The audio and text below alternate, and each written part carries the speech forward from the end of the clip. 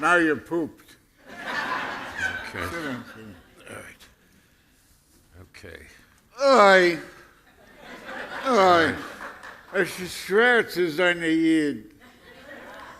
Okay, I'm Ed Weinberger, in case you hadn't noticed, and this is Ed Asner. And backstage, the San Francisco Chronicle just finished an interview with Mr. Asner. And you notice I keep the Mr. in front like Mary did with Mr. Grant. And asked him a very good question. I'm going to ask it again to start the evening. And so I think you'll be interested in the answer. Where did you begin getting your sense of social justice?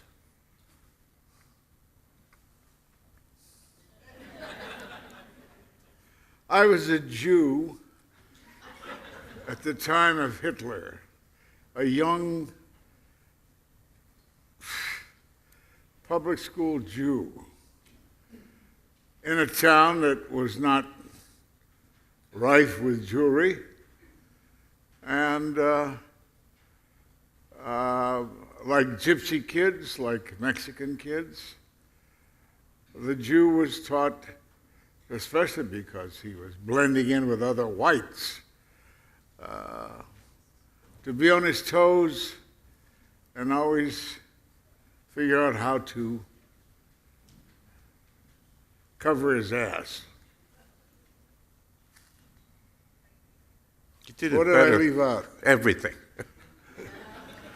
Well, the fact that... Well, my daddy ran a junkyard, which is across the street from Armour's packing house. I saw the blood all day, saw the sharp knives, saw the men covered in blood, heard the wail of the cows and the sheep as they were led by the Judas goat into the Auschwitz. And why I ate meat after that, I'll never know. I'll never know. And what were you like as a child? Did you know at 7 or 8 that you were going to be an actor, or what did you think of it? No.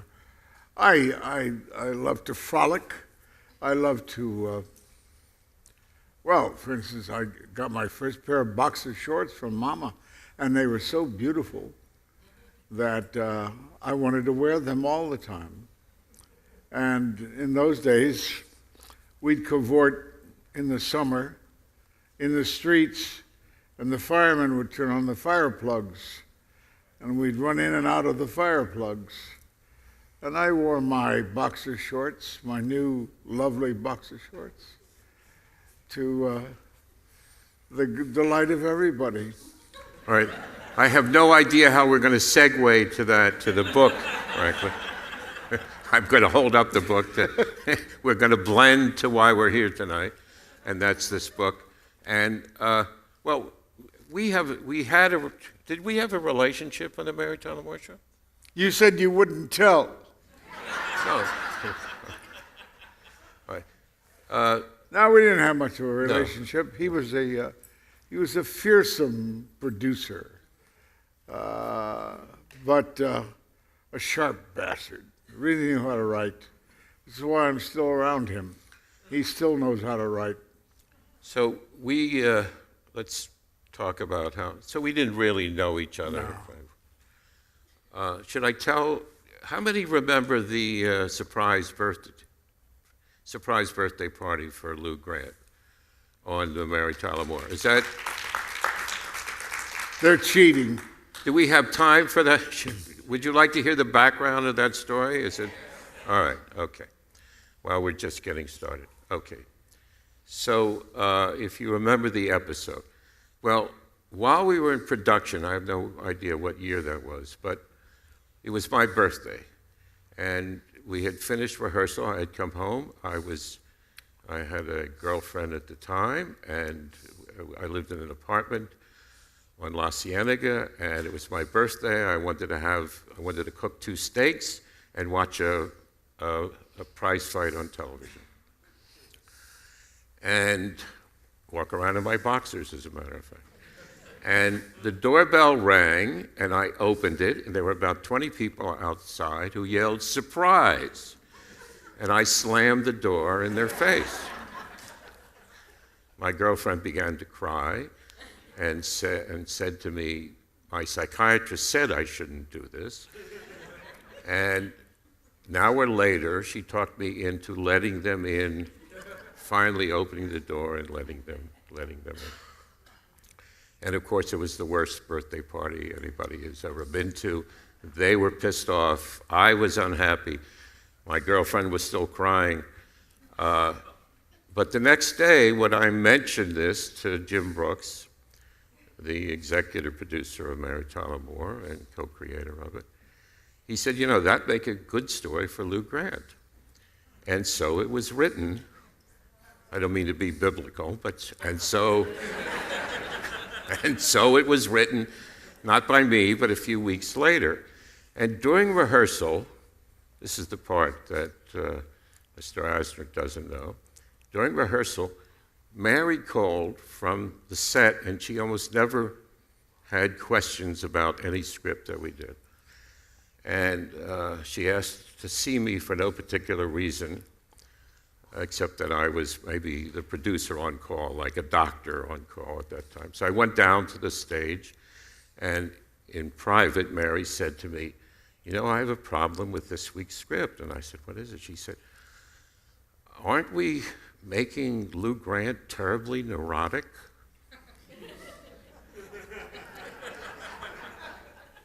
And I said, "Well, why would you say that?" And she said, "Well, who would do such a thing? Nobody would do that." And that's the story of Lou's surprise party. Now, when you got the script, did you find it neurotic for the character? Oh, it's neurotic. There's no doubt that it's neurotic. But I certainly thought Lou was capable of being that neurotic. Okay, so anyway, that's our one Mary Tyler Moore story. Let's talk about, has anybody read the book by any chance? I know it's only been out since October. Does anybody know the book at all? I don't know why I asked that, because that's going to lead somewhere that I have no place to go, but I'm just curious. This part, 3 people over here have read it. And so let's tell you a little bit about the book and why Mr. Asner chose to write it. And we could keep it in conversation, but to give you a flavor of it, why don't we read a portion? And don't be frightened by it. This is in big print for both of us.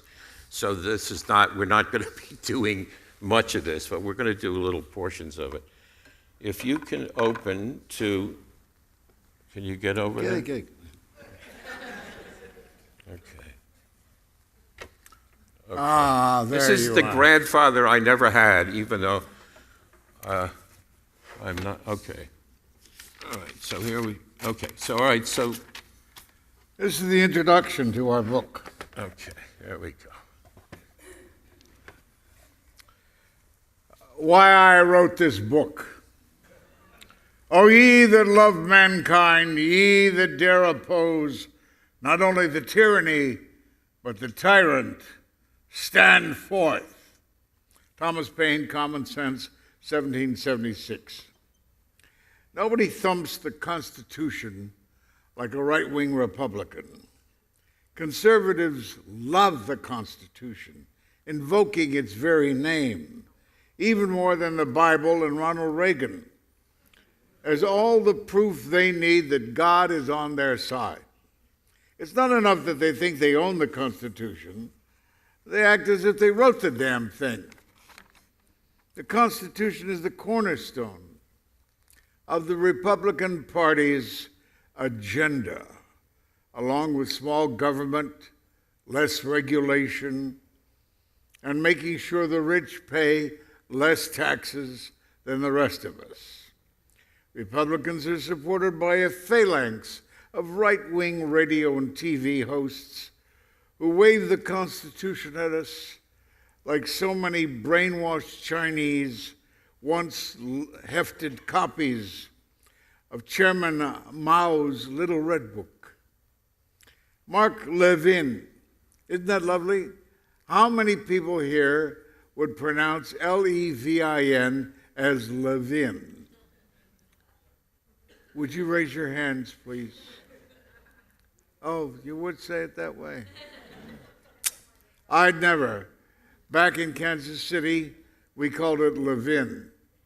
Levin, that's what we called it. Yeah. Mark Levin, as he calls it, and Glenn Beck have made small fortunes publishing books that rewrite the Constitution to suit themselves. Rush Limbaugh's website once featured him beside a blow-up of the Constitution's preamble, a wide smile across his face as if he had just scored a prescription for painkillers. Bill O'Reilly used to give away free copies of the Constitution with every purchase of his Patriot coffee mug. That was, of course, before he was fired from his television show, where he advocated family values on the one hand, while calling female employees and masturbating with the other hand. From the party politicians to the Wall Street editorial board, all share the same distorted view.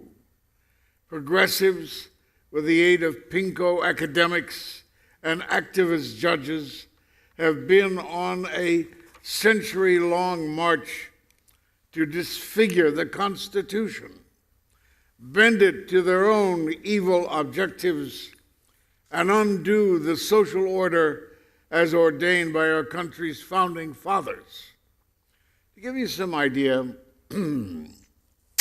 what I'm talking about, here are samples of quotes from their best and brightest.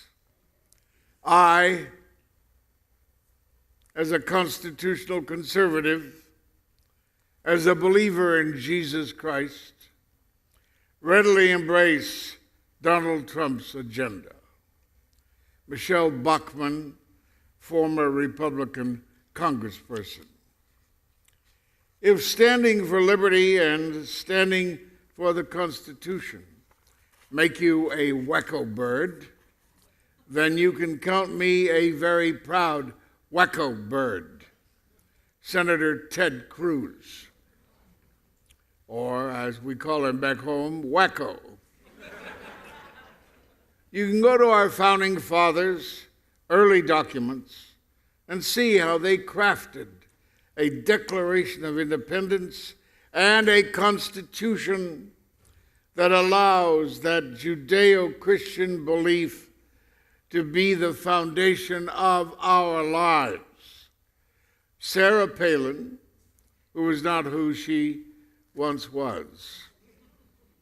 It is my number one duty as a human being to earn and experiment in self-government every day by spotlighting cockroaches, my goodness, who violate their oath to the U.S. Constitution and wipe their ass with the U.S. Constitution.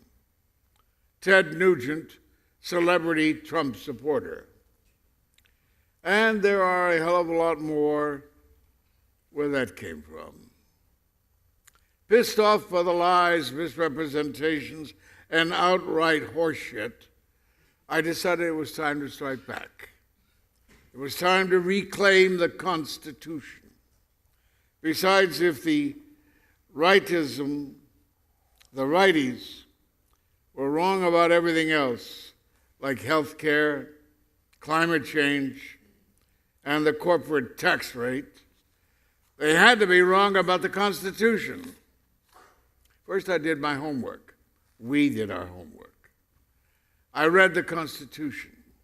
and the amendments, perused the Federalist and Madison's notes taken during the Constitutional Convention, surveyed the lives of the founders and framers, looked over the Supreme Court opinions of Antonin Scalia and Clarence Thomas, and even tried to digest Glenn Beck's book, The Criminal Argument, Mark Levin's The Liberty Amendments, and Dr. Ben Carson's A More Perfect Union, three of the best over-the-counter sleep aids on the market. To find out how the mind of a strict constructionist works, I also dipped into Ted Cruz's autobiography, Time for Truth, a faith-based romance novel in which the hero falls in love with himself at an early age. Here is a preview of what I came up with. The framers wrote the Constitution in order to form a strong central government, giving sweeping powers to Congress, not the states, and balanced by an equally strong executive branch. Nothing in the Constitution suggests, let alone enforces, the concepts of limited government, limited taxes, and limited regulations. The framers were not divinely inspired. They were lawyers. Do you really know one or any divinely inspired lawyers? The only lawyer ever to be divinely inspired was Saul of Tarsus. When the framers wrote, "We the people," they meant themselves. Most of the founders and framers were deists. Deism is a religion that believes in a God who really doesn't give a shit. The framers did not hate taxation. They needed taxes desperately. They had a war to pay off. A strict constructionist is someone who selects portions of the Constitution to justify already held beliefs. Under the Constitution, women had the same rights as a Chickasaw Indian. Oh, you know the Chickasaws. Good. The Constitution is as good as the people who swear to protect it. Now, the rest of what I learned, you have to buy the book.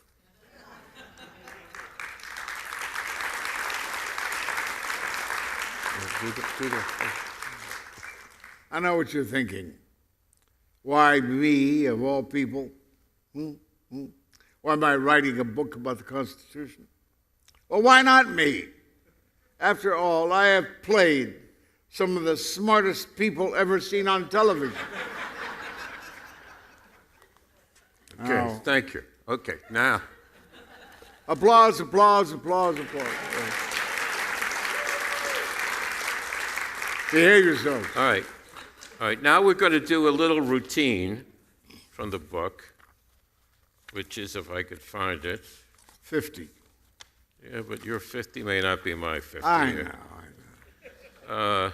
My 88 ain't your 50 either. Okay.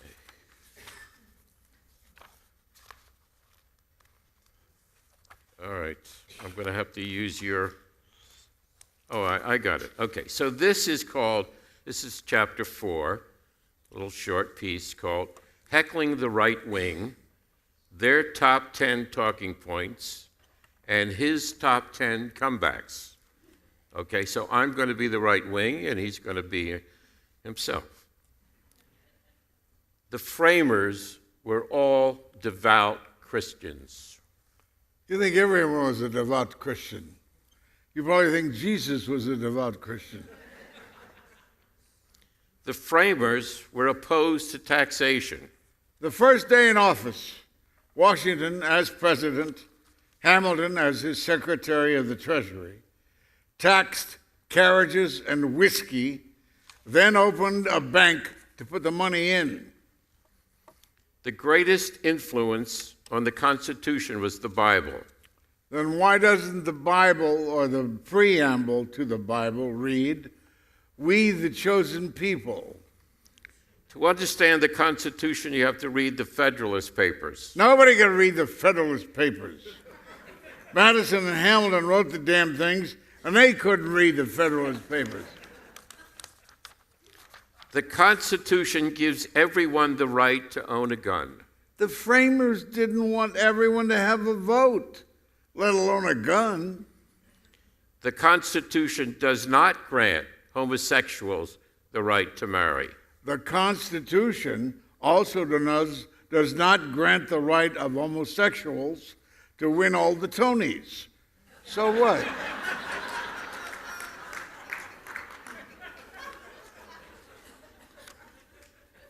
The framers were a diverse group. The framers were as diverse a group as the Mormon Tabernacle Choir. James Madison was the author, the sole author of the Constitution. The Constitution is the greatest cut and paste job since the New Testament. You might want to think about that for a second. The framers believed in term limits. I'm with you on that. I figure if a congressman can't steal enough money in 3 terms, he's too dumb to hold a job in the first place. The only way to interpret the Constitution is to determine, let me take that back. The only way to interpret the Constitution is to determine what the framers were thinking when they wrote it. You can't even figure out how the framers took a piss in pants without a fly. How do you expect to figure out what they were thinking? I had teenagers. I never knew what they were thinking. And we lived in the same house. Hell, I don't even know what I'm thinking half the time. Okay, that's our Abbott Costello. Thank you. That's our Abbott and Costello on the Constitution. Okay. Now, one of the questions from the San Francisco Chronicle was the way the framers and the founders, and I assume, let me explain the difference between the two of them. The founders were the founders, and the framers were those specific founders who worked or helped write the Constitution. So that's the distinction. But there are 6 major founders, framers that we deal with in the book: Washington, Madison, Hamilton, Franklin, Adams, and who did I forget? Jefferson. My God, I'm going to forget. Jefferson. Okay. So. Well, there's certain forgettable things about it. Well, okay. Now, before we're accused of being too unpatriotic, we're going to do you have this? Yeah. You have the No. Well, I'm going to give you this then. What is that? This is what they said about each other. Oh, I've got that here. Okay, well then all right, so now this is what they said about each other, direct quotes. You have that? Yeah. Okay. You want me to start? You're going to do all of them. Oh, isn't that wonderful? Okay. Hamilton had a superabundance of secretions, which he could not find whores enough to draw off. John Adams on Alexander Hamilton.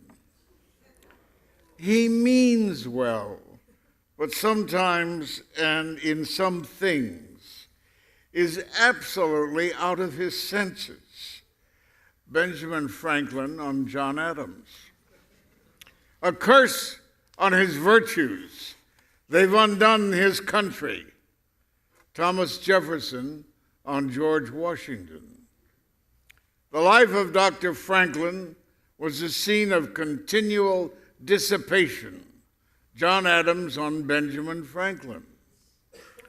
Jefferson would soon be revealed as a voluptuary and an intriguing incendiary. Alexander Hamilton on Thomas Jefferson. Okay, so now what I'd like you to do is you give me one of the six, and I will give you a little dish or a little dirt on them, and then we'll repair their reputations. But first, Ben Franklin. Okay, so Ben Franklin had an illegitimate son who had an illegitimate son who had another illegitimate son. Sort of a record. He brags about his womanizing and the fact that he was drawn to a low class of women all his life. He was a major land speculator. And while he was an envoy to England, he tried to negotiate the purchase of 200,000 acres in the Midwest, and the deal, unfortunately for Franklin, didn't go through. When he died, he owned all of Nova Scotia, among other properties. Another name. Adams. Adams, of course, signed as president the Alien and Sedition Act, and which barred Irish immigrants and jailed journalists. His wife, and him as well, he as well, I guess, were major debt speculators. Abigail Adams, maybe the most, the woman with the most, had purchased the most debt and waited for the government to reclaim it in the country. Another name. All right, Jefferson, you may or may not know, began an affair, if you can call it that, with a slave girl, one of his slaves, Sally Hemings, when she was 14 years old, when she came to Paris as a nanny to his two daughters. Another name. Hamilton, as Secretary of Treasury, there's a couple of things about Hamilton that are very interesting, but this is one. All right, so as Secretary of Treasury, he's at home. It's a knock on the door, a very attractive woman. His wife, Hamilton's wife, is upstairs. And she asked Hamilton if he could lend her some money. And he says, yeah, I think I could. Where do you live? And that night, he goes over to her house. And by the way, this is Hamilton describing it. I can't quote it, but you have to take my word for it. Goes to her house, and Hamilton writes in his diary or journal that apparently money wasn't the only thing she was interested in. He begins a relationship with her that lasts for a lengthy period of time until her husband, also his pimp, also her pimp, shows up and blackmails Hamilton, who pays off, and this scandal becomes public, and he is almost thrown out of office, but not. So that's... It's a good time, Charlie. That's okay, so that's some dish on Hamilton. Who do we have left? Do we have Washington? Okay. So Washington, we all know, is a slave owner, but an interesting kind of slave owner in this sense.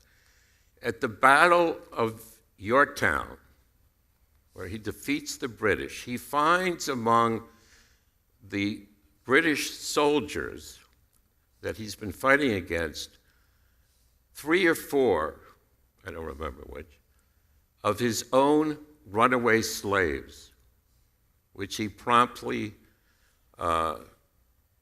imprisons and ships back to Mount Vernon. So that's in addition to his land speculation and everything else. So that's the dish on those men. And we say that to make a point, that our founding fathers were flawed, all too human, contradictory, looking to make money, in debt, married for money, all kinds of things. But yet, we want to also make another point, which we do. And, okay, so after, is there any questions about those men that I haven't covered? I'm just giving you the sort of the dark side of that.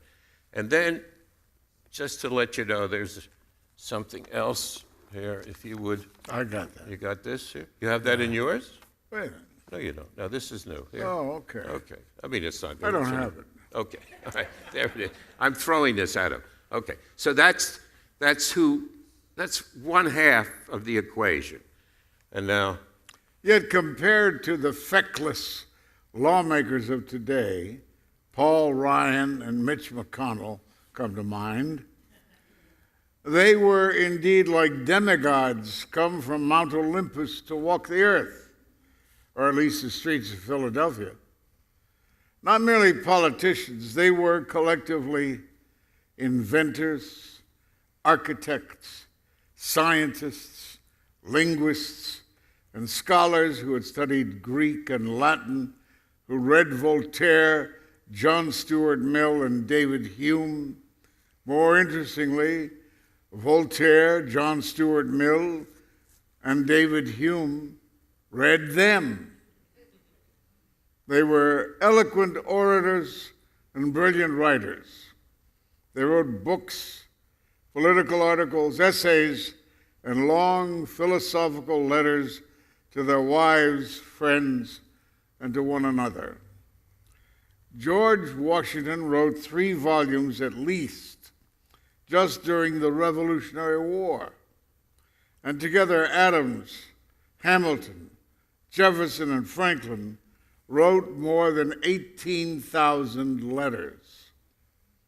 They were men of the Enlightenment who valued reason over dogma, tolerance over bigotry, and science over faith. And unlike the current right-wing doomsayers and fearmongers, they were all truly apostles of optimism. They were, in fact, the first real Americans.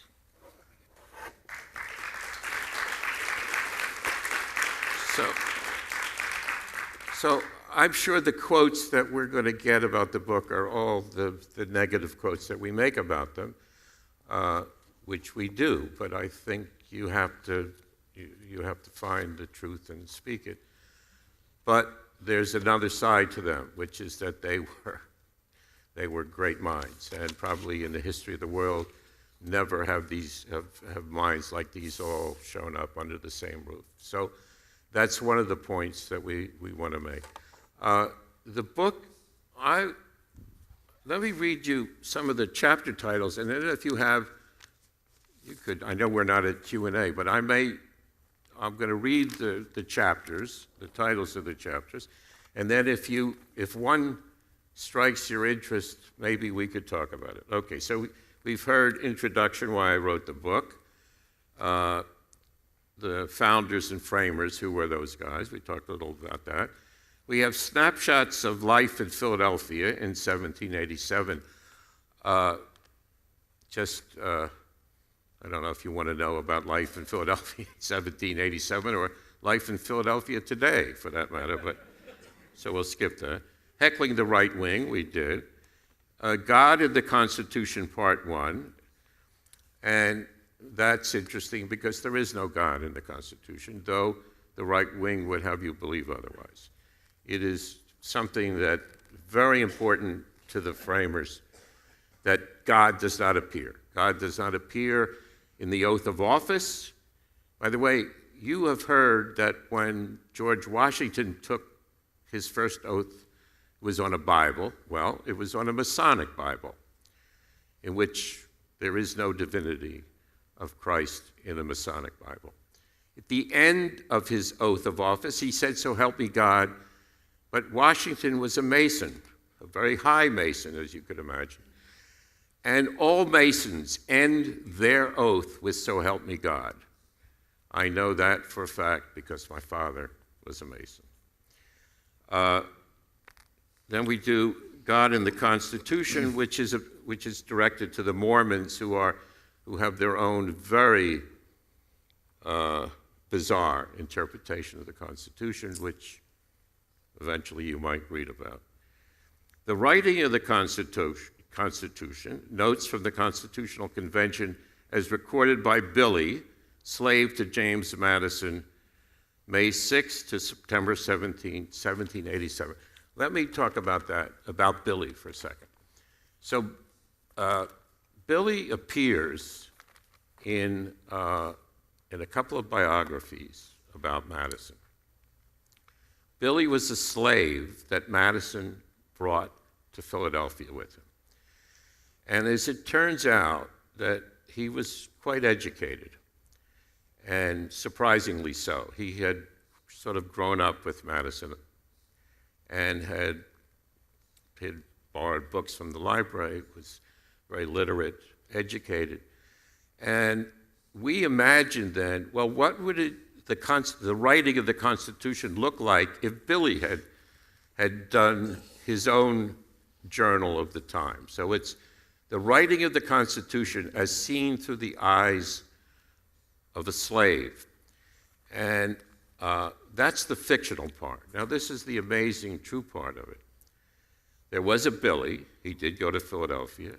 We don't know that he kept a journal.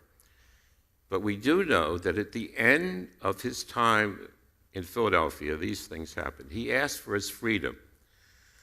Before I tell you what Madison did, Madison wrote to his father, this we know, and said, I'm not bringing Billy back to Virginia because I think he's been tainted by the liberties of Philadelphia.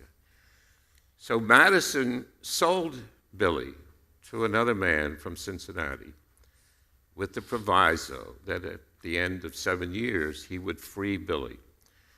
The end of those 7 years, I'm assuming 7, it's not clear, Billy was free. And this is how we know he was educated and very smart. He went back to work for Madison as his tobacco agent. Quite incredible. And when Billy was lost at sea working for James Madison, it was James Madison who had to notify Billy's family. Billy was now Mr. Gardner. He had acquired a last name in freedom, and tell them that Billy was dead. So that chapter is a mix of fiction and fact that came out of a biography, mostly by Lynn Chaney, of all people. Very affectionate, well-written, well-done biography of James Madison. He's quite an incredible person, obviously. One thing about the Constitution that you've heard over and over again about states' rights and Madison and so forth. One of Madison's pet projects during the writing of the Constitution, and after that, when he tried to do when he wrote the Bill of Rights, was a clause that said the federal Congress, the Senate and the House of Representatives, would have a veto power over state legislation. Imagine that if we had that today, what that would do to states like North Carolina and Mississippi and Louisiana. That's possible, of course, but then you see the corruption of Congress, and you're waylaid by the suspicion that Congress might rubber stamp what the states did. Well, now they might. You don't know. But in any case, Madison foresaw the problem in which states had control over their people's lives and was trying to prevent that. So, okay, so now back to our chapters here. We have Charles Beard's economic interpretation of the Constitution. Charles Beard was a economics professor at Columbia in 1913, and he pulled back the curtain for the first time on the framers and tried to prove that there was an economic motive to much of what got into the Constitution. At the same time, being most respectful to the framers, but at the same time indicating that they had their pocketbooks were as much a concern to them as liberties and justice. This is something we haven't clarified, by the way. What was the name of the company that Washington was invested in, the Potomac Company? He had many companies. Yeah, wasn't that one of them? One of the companies. And wasn't the eventual purchase of land to build Washington, D.C.? That was somebody else. There was it was not bought from the Potomac Company? No. Well, what Mr. Asner is pointing out, rightfully so, is that when, and this goes to the economic interpretation of the Constitution, when they agreed to move the capital of the United States from New York, which it was at the time, to the South, to the swamps of Virginia and Maryland, people immediately rushed to buy land where they were going to build Washington, D.C., and for all we know, Washington was one of them, and there were many investors, and many of the delegates, by the way, to the Constitutional Convention owned land where just coincidentally Washington, the city, was going to be built. Anyway, so that's an introduction to the framers from an economic point of view. Beard, because of that, became persona non grata in terms of history and politics, and totally disregarded, attacked, and unfortunately ignored.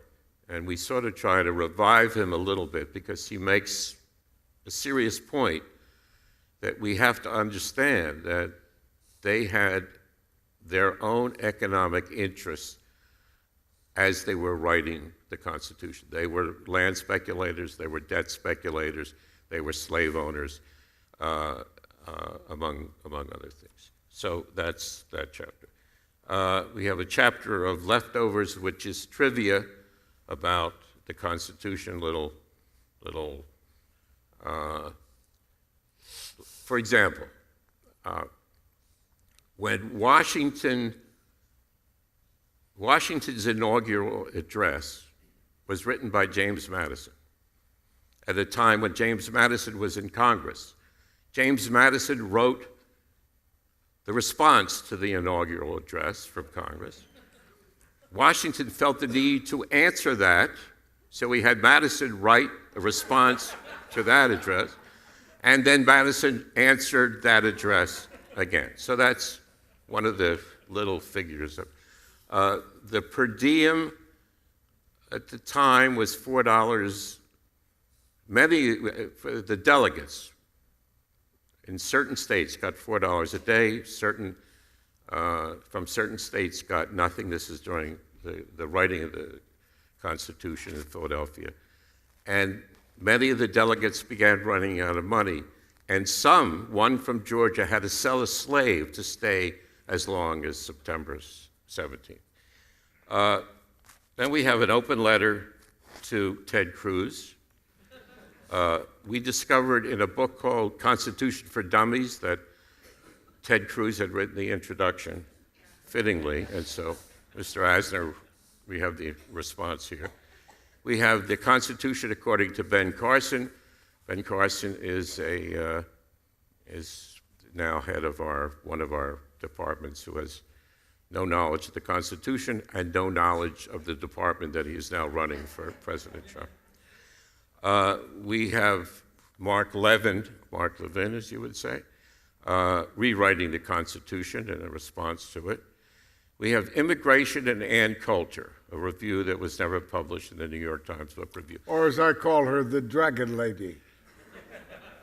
Well, it's quite horrifying what she writes when you finally read her.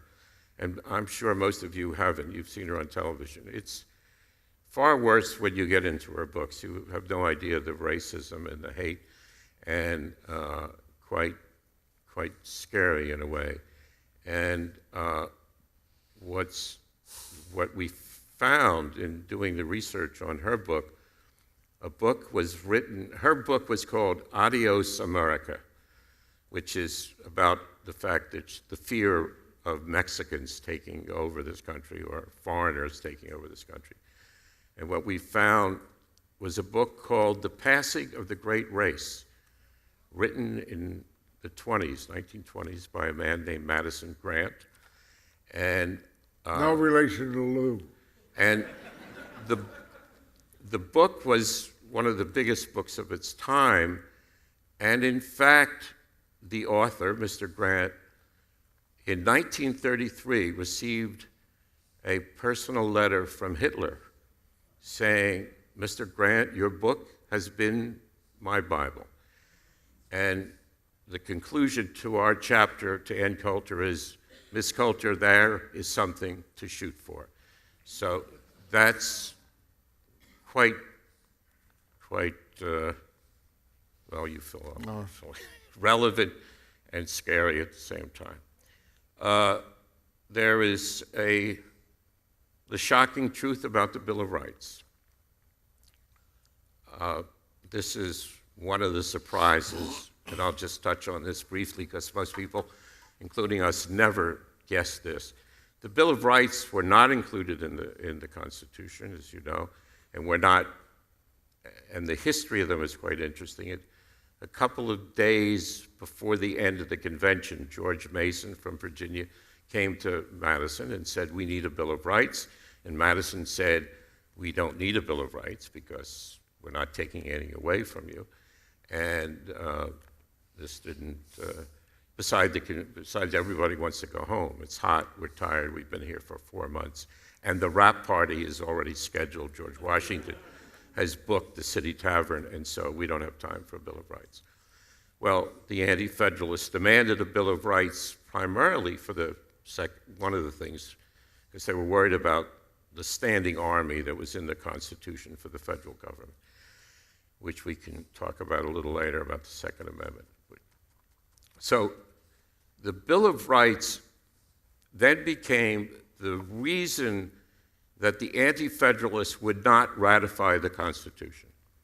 And Washington, and I'm putting this simply, but this is kind of the way it happened. Washington and Madison, really in Washington's house, say, we have to do something or else they're going to demand and get a second convention. If they have a second convention, the Constitution and all the powers that we put in here, the power to tax, most important, and the standing army, and a strong executive government and a strong executive, will be lost. And the country will be lost. We cannot have a second convention. And Washington basically tells Madison, do something. Write your own Bill of Rights to assuage the Anti-Federalists, which Madison does in a fashion that we describe, which is the way history describes it as well, and the way Madison describes it. From 200 bills from all over the states, he whittles it down to 10 to 20. So it goes into Congress, comes out as 10 Bill of Rights.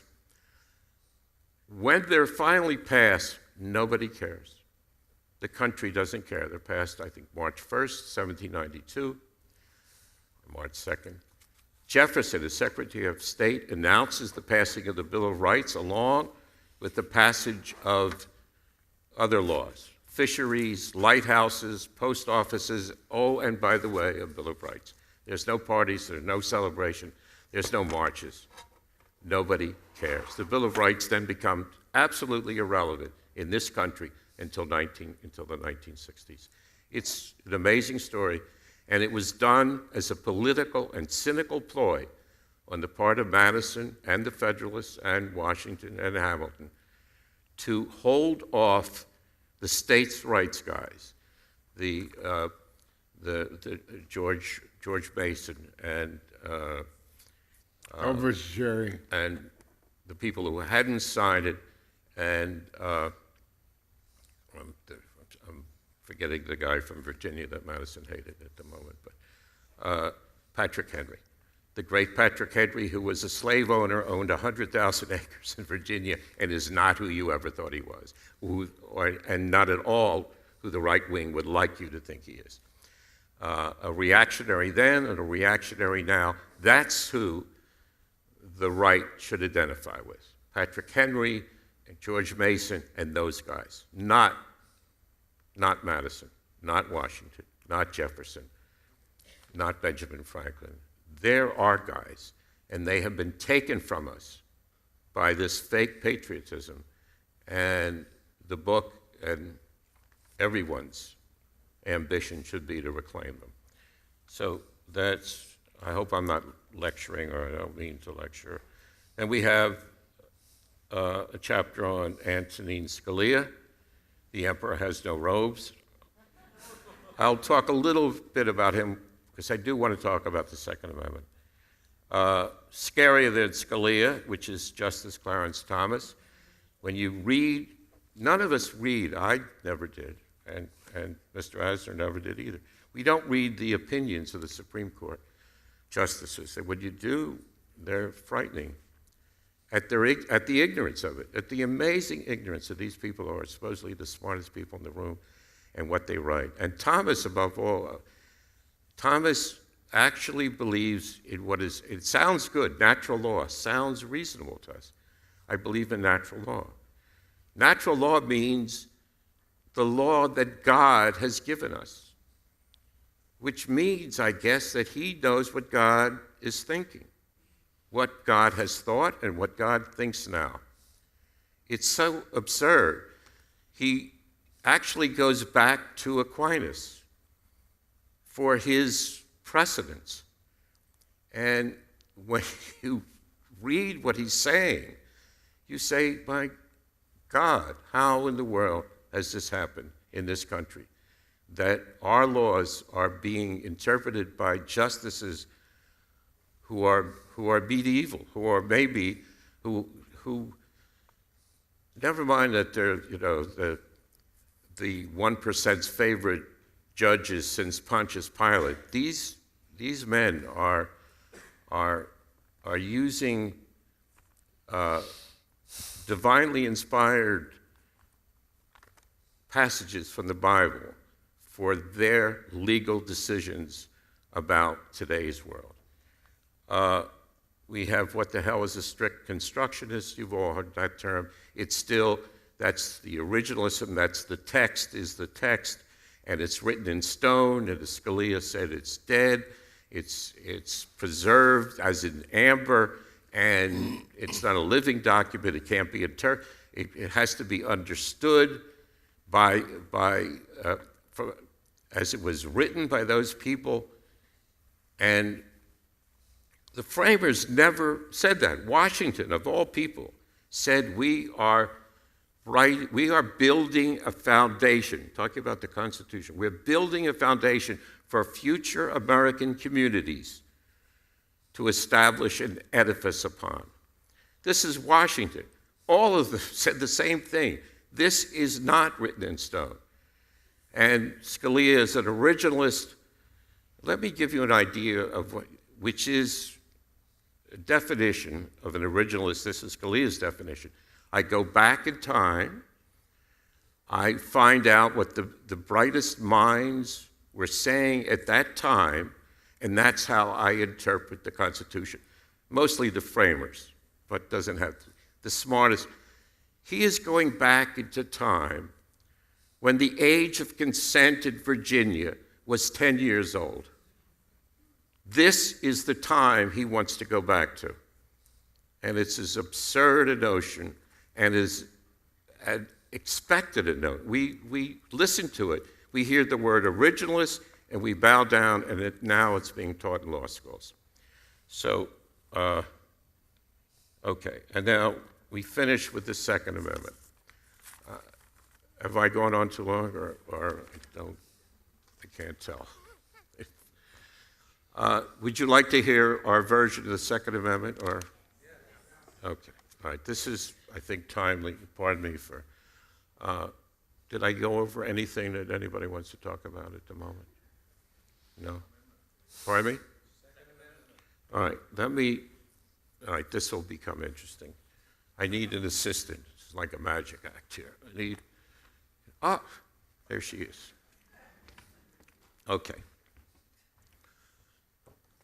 Okay, now, I thought it'd be a smaller crowd.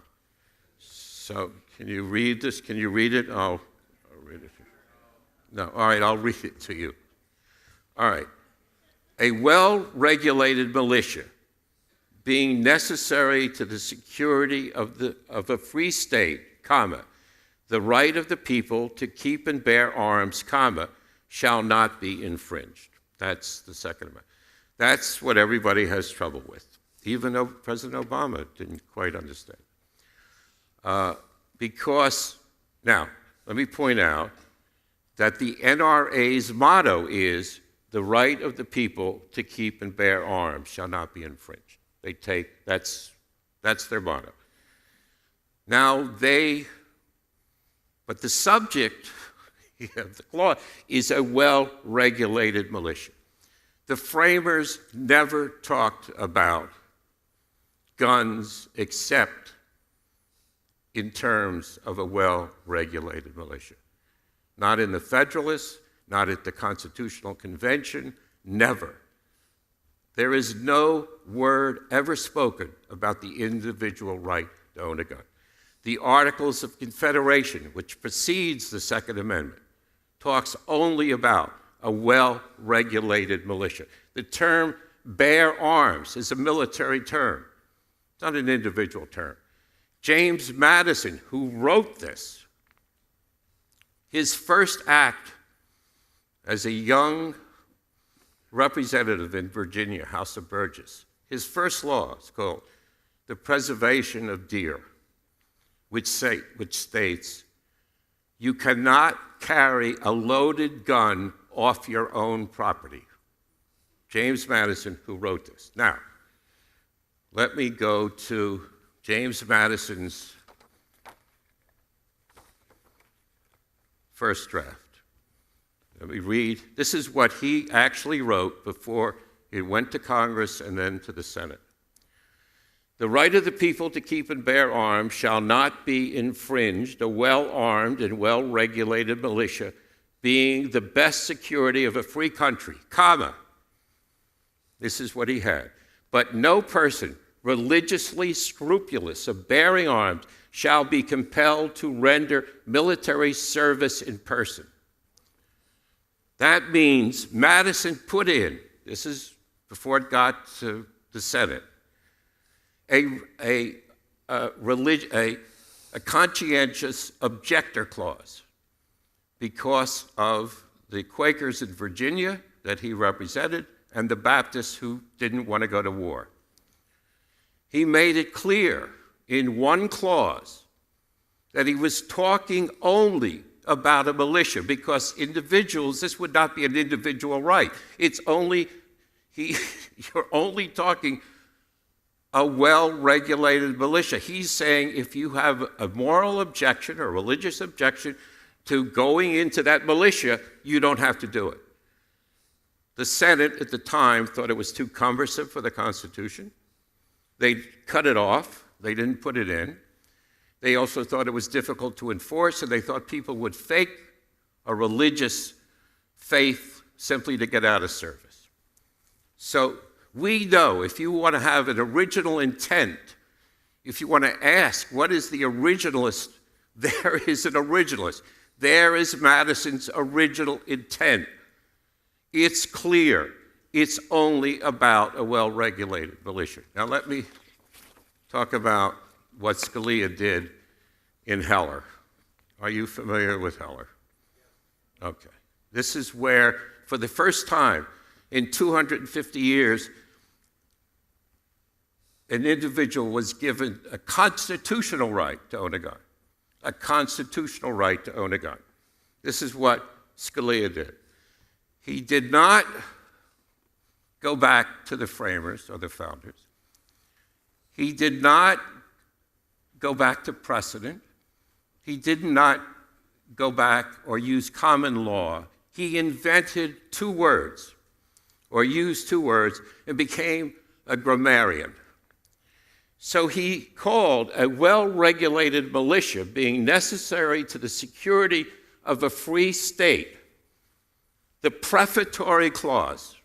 This is Scalia talking, not me.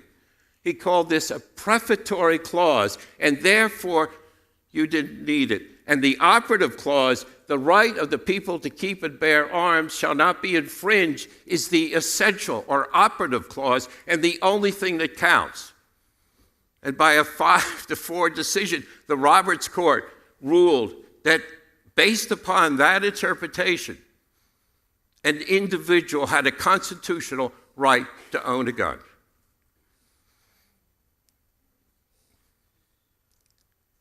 Grammar. It's absolutely insane that our lives are in those people's hands. Anyway, that's my spiel on the Second Amendment. So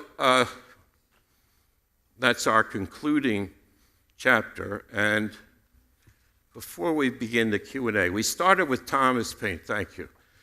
We started with Thomas Paine for a reason, because he's ignored. He's a founder. Do you have the last thing there? I don't know. What is the last thing? Well, here. I don't know. Do you have... We did it before. The last chapter.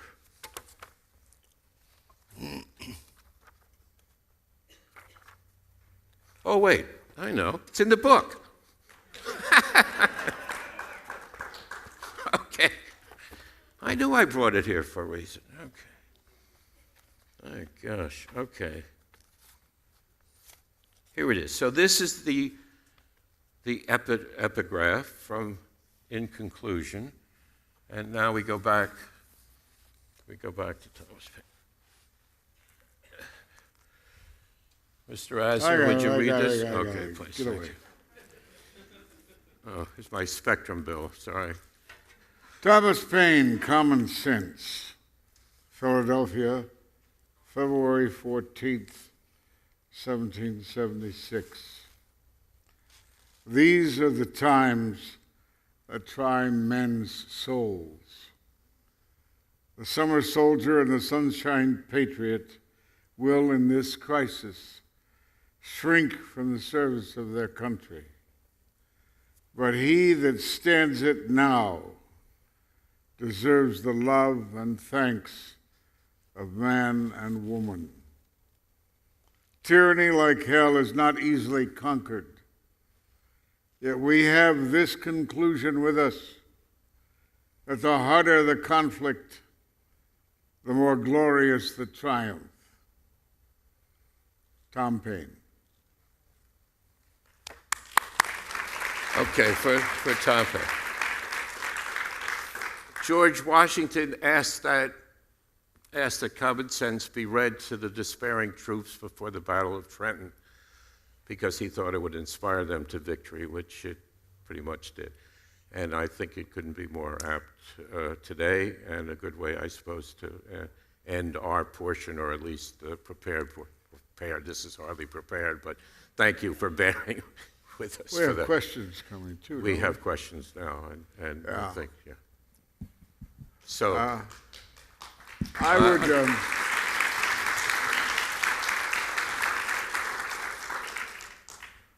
I would also like to add to this jolly little gathering. What? No, I don't. Oh, but you were should go to the me. question. What?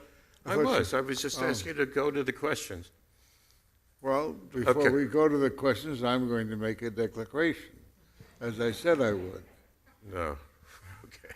Anyway, I gave an interview on MSNBC about a week ago, in which and of course the subject carried on the air at the time was about Harvey Weinstein. And I thought to lighten the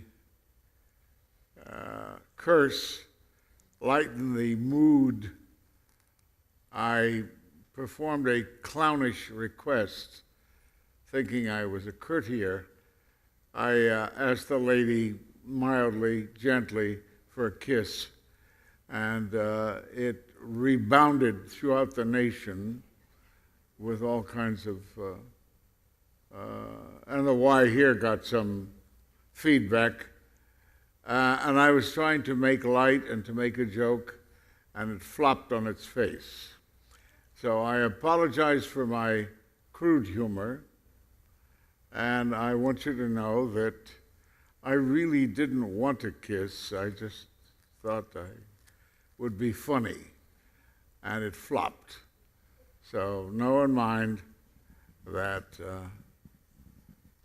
I apologize. Okay. First question here in the front. I just wondered if there were any dissents to Scalia's opinion on that, whether you're aware of any of the justices having disagreed. And also, for the lowdown on Madison, he seems like a good guy. Did he have any warts? Okay, who am I? I have no idea. Am I over here? Right here. Oh, and there, okay. All right, so... I couldn't hear the question. Okay, well, all right,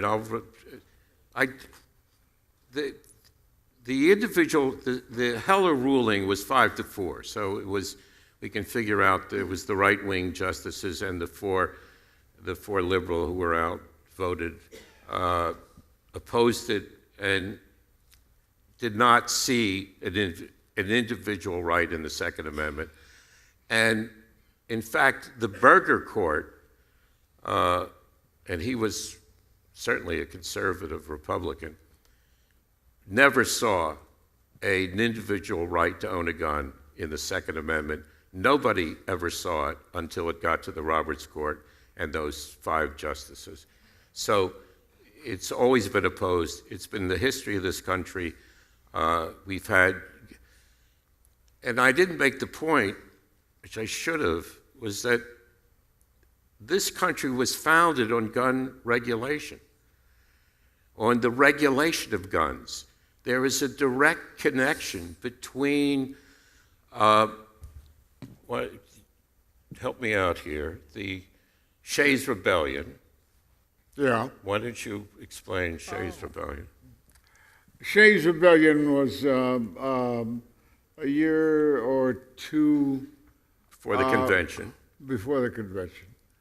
And Daniel Shays, a disgruntled veteran of the war, was leading a large bunch of fellow disappointments. 4,000, ranged from 2,000 to 4,000 angry white men. To the Springfield, Massachusetts Armory to take their weaponry that was in store there.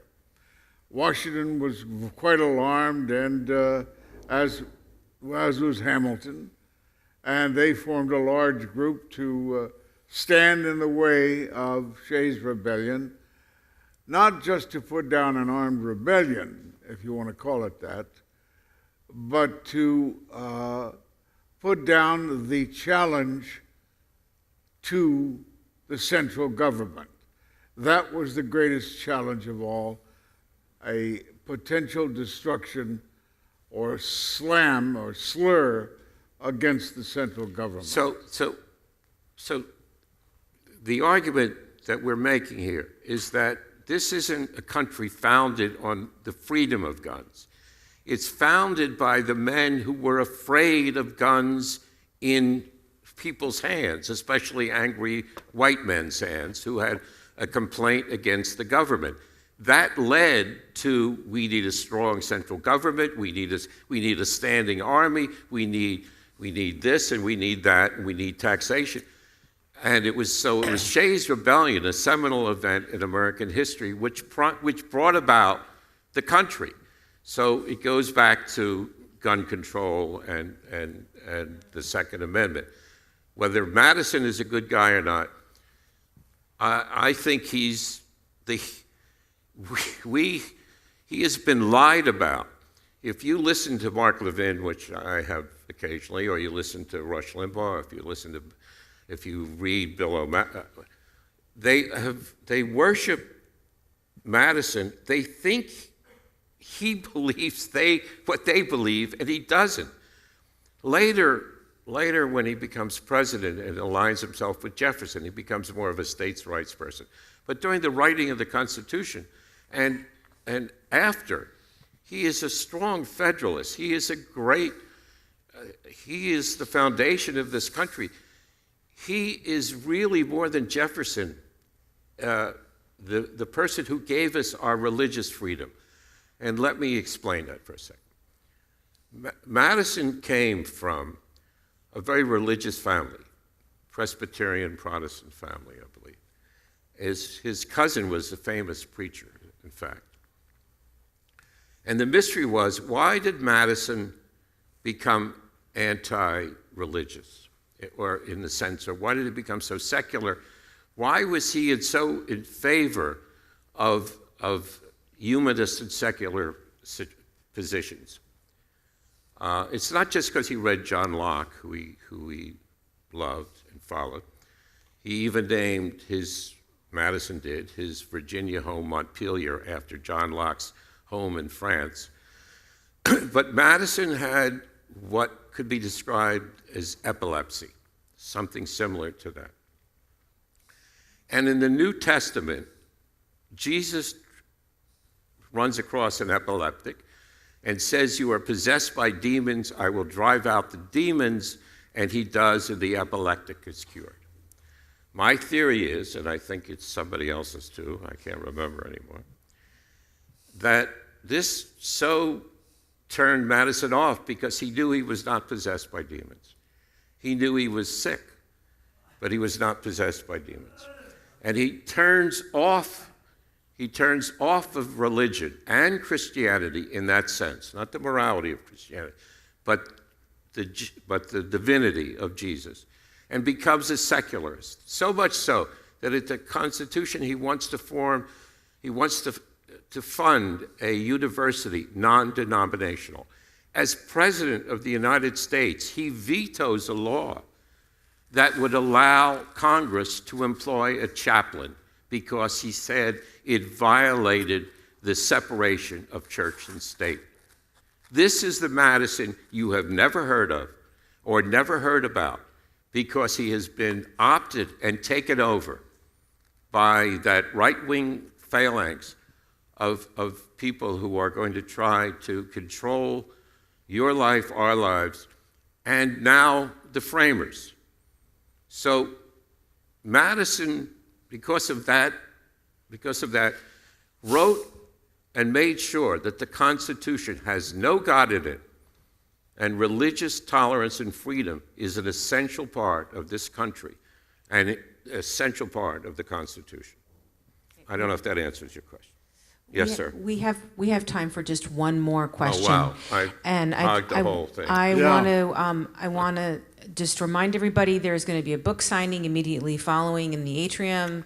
We'll have some treats and some coffee, and we look forward to you sticking around. Why don't we for that. see how many questions there are? Okay, we have lots and lots of questions, and we're running. Well, I think these people came here to ask questions or indict. What Mr. Asner is saying. Don't we'll make stay your here. answers so long. Yes. Okay. Okay. And we'll stay here as much as you want us. All right, we'll try for a few more. Okay. Getting back to a personal question, Ed, about how did you become such a lefty? What about your attendance at the University of Chicago? Didn't that have a lot to do with your politics? Yes, I became a commie. It had a lot to do with my. It had a lot to do with my becoming a lefty, but I unfortunately didn't stay there long enough. And interestingly enough, at that time, the university was attacked as being the nest for which communism was emanating, And yet, out of that university came some of the most conservative right-wing minds that ever influenced the Republican Party. I think George Shultz was a professor there at one time. Hello? Milton Friedman, yes. Milton Friedman, of course. The trickle-down economic theory. Yeah. Next And question. anyway. We ought to go to questions quickly. Yeah. Let's go to questions. Here we go. And I will always be grateful for that blissful year and a half I spent at the University of Chicago. I had a question about your process, because obviously you have your own internal bickering between the two of you that you've probably developed through talking. Did you have other people helping you with your data collection? Were you hanging out at a kitchen table analyzing this stuff? How did you decide what to put in together? I think we sat down. We sat down. We talked about what we wanted in. We talked about, I did the bulk of the research. We then discussed it. We then went through various drafts together. We went back and forth. And I had a young lawyer friend who supplied him with the chapter and verse for whatever quotes he which used. I never remember using, by the way. So, okay. All right. Now, for real, we are going to have one last question. Up here. What? Now for real, what? One last question. Oh. Okay. I understand that several states have passed recommendations that there be a new constitutional convention, and there's, 19 or 20 states that have already done that. Do you know anything about this? Not much, no. I've heard about it. It's something Mark Levin was involved in, and yes, there is an attempt to rewrite the Constitution using state legislatures, because there are, in the Constitution, there are two ways to amend it. One is through state legislatures if you get enough. Please, Lord, I think we're far enough away that that's not going to happen. That's cropped up repeatedly for decades, the idea of gaining that constitutional convention. What I don't know is when a state approves it at one time and becomes one of the states backing a constitutional convention, does that approval stay in perpetuity until one day in 3000 the last state finally joins in? A good question. Do we have one more to go out on? Okay. Is there another question? Right there. Okay. Right here in the front. All right, so my question is, what would an old-time lefty and a newspaperman like the character of Lou Grant, or maybe a Mike Royko or a Herb Cain, think of the way that the administration attacks the press today? I apologize that I didn't read of the attacks today, but Generally. What? Generally, the attacks on the press from Trump, from his... Well, I think the New York Times did help to get us into the Iraq War. So there was managed news in that respect. Weapons of mass destruction, as quoted by Judith Miller or whoever they were, that certainly helped. So there is a flimsy basis to what, what's his name, Trump? Calls manufactured news. But at the same time, he is busy manufacturing more news of his own that surpasses whatever you're reading in the press. The press is merely kept busy now trying to answer his falsehoods.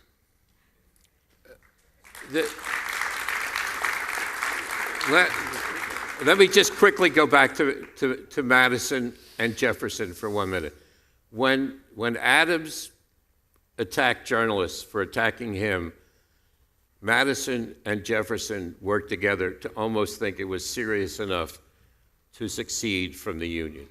And I am not putting it in those terms, but the attack on the press, of course, is an attack on each one of us, and that would be my my position, at least in terms of what's going on now. I think it's quite serious and quite dangerous. So. Let me finish. I've been amazed that this country will have a Democratic paper or will have a Republican paper, but I've been amazed that this country has never had those papers such as Europe has spawned, which truly support a given party and try to carry it to the end. We've never had that, and I think we could use it. I want to thank you all for coming on behalf of Mr. Eisner and myself. I appreciate it so much. Thank you.